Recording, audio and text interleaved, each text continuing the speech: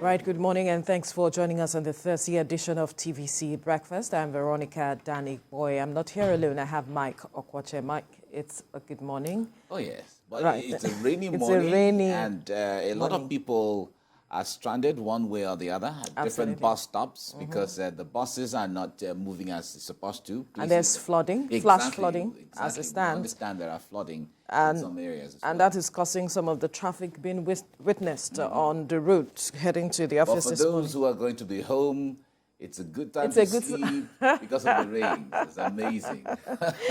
Anyway, let's look at something interesting, some developing matters now. As we count down to May the 29th inauguration, there's intense lobbying, as is being reported, amongst the members of the current administration, the cabinet of President Muhammadu Buhari, who are lobbying to be part of the incoming administration. About 18 of them are said to be lobbying, intensifying their lobbies to be part of this incoming administration. That's an interesting one. Yeah, it's interesting. Although, in fact, the 18 just made headlines. We understand that there are even There'll be more than that, of course. So some are behind the scenes, making calls, going to in the name of congratulating the new, also the president-elect and all of that. But Nigerians will be very concerned.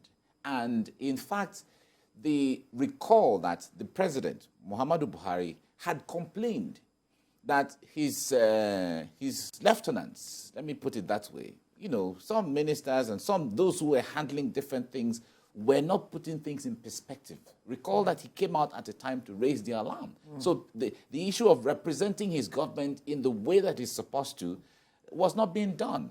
And that is what made Nigerians to have a perspective or a perception that the government in so many ways didn't satisfy what the earnings or whatever benchmark that they have set. So if you want to look at each of the ministries and all of that, you're going to count maybe one, two, or just a few ministries. You say, okay, just a few. This one did well, this one did well. So if we have up to about 18 ministers, so let us assume that each of these 18 persons represented each of the different 18 ministries, lobbying the new president to continue either in the same capacity or in another capacity.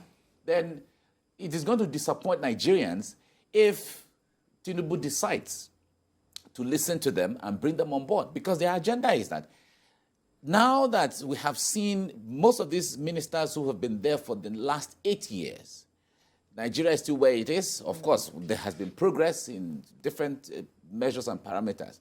But at this point now, Nigerians are looking forward to taking off to another level. And another level altogether.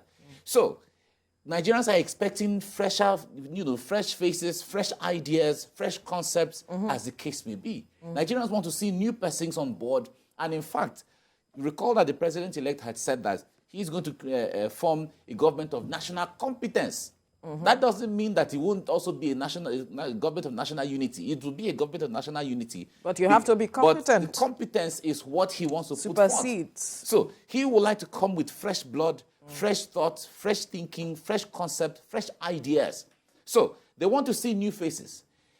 Now, it won't be out of place to have one or two persons from the previous who delivered. Yes, having them on the new in the new cabinet to say, okay, what we started before, because of our experience, because of our competence, because of the network and everything we've done before, let us see how we can continue and refire, as a way of consolidating what has been done.